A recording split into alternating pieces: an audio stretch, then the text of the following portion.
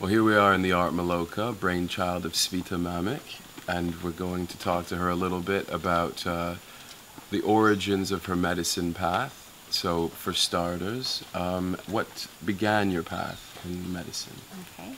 Hello. What began my path in the medicine was a desire to heal myself. I had a number of illnesses that were kind of obscure to doctors and myself.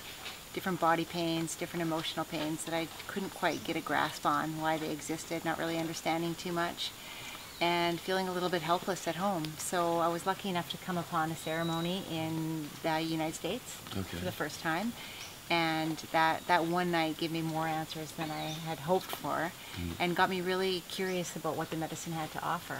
And at that point, an opportunity came my way to come to the jungle with a group. For a 10-day tour, which felt really secure and safe and exciting. So I made my way down here and I stayed 5.5 months because the medicine was everything that I was looking for, and the journey went from a healing journey to a learning journey as well, which I found very exciting. Yeah, definitely. Yeah. And can you tell us about Ricardo and Joe and the meeting of you three? Sure. So Ricardo started out as my shaman.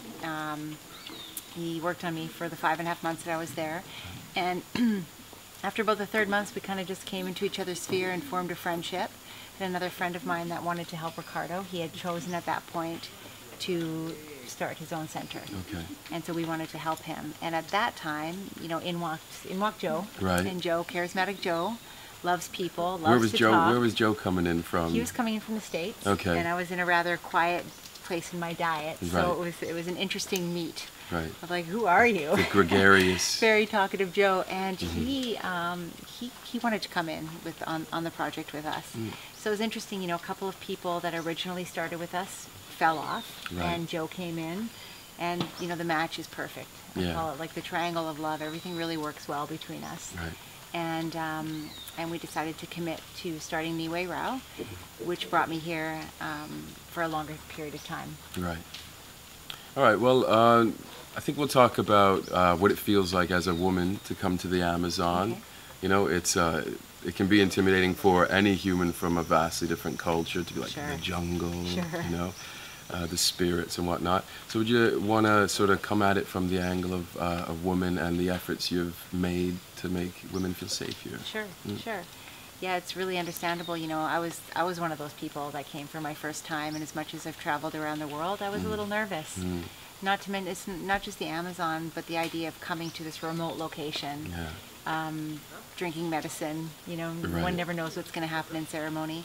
Not having the language, having the language barrier rather, and so having had my own experience, I really thought that I could have a lot of weight having a center to make the place to make the whole journey a pleasant experience. You know, one thing that Nihue Rao does is like it brings people here in a safe way. Your needs are met. All you got to just do is show up at the airport, and we bring you here. So that the idea that we're in a remote location is rather nice. Because you're in the middle of a culture that you don't normally get to see. And secondly was to provide them with a safe environment from the minute they get here to the minute they leave. It's not only in the Moloka, but it's in their time here by day when we're helping them through their process. You know, having a female to talk to as well as having a male. Joe, you know, we're counseling people during the day to have that, because sometimes things aren't as easy to speak to with a male when you're going through your healing. And primarily for me, it was having the Moloka being a really clean environment, a really safe, secure place, so that people, not only women, but people could really dive in to themselves and really see what was there without having that fear. You know, fear puts blocks around. So I like to think of myself as the mother presence in the Moloka. You know, we have Mother Ayahuasca as well, and when I'm not here, I feel like my presence is still in the Moloka, watching over everybody. And you know, Ricardo has so much integrity as a shaman, Joe does, so we based our triangle of three with 3 really good people with really good intention, just to bring pure medicine to people. Pure equilibrium. Pure medicine, pure joy, and to help people liberate themselves and learn whatever they come here for, to have their needs met. Wonderful. Do you have any final thoughts on ayahuasca in the world and the role of taking the baton from the Shipibo and the indigenous and bringing it to the wider world? Sure. To start with, I feel so blessed to the Shipibo people for sharing their medicine with us because it's sacred. And, you know, they have a lot of trust in us to bring out the message of the plants and the medicine to the world. And we can bring it to the world because we do travel. And the medicine is remarkable. Ayahuasca has changed the lives of many. A lot of transformations and deep, deep, deep healing.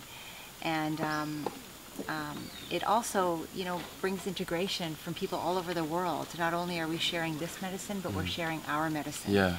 So, and we're sharing our medicine with the Shipibo. Right. So I also feel very honored that I'm here and that I'm, you know, I'm in the position that I am to facilitate this center, and so that people can find the medicine and find themselves, and that we in turn bring the medicine home. Right. And it changes the world, person by person. Wonderful. Beautifully put. Yeah. Thank you. Thank you.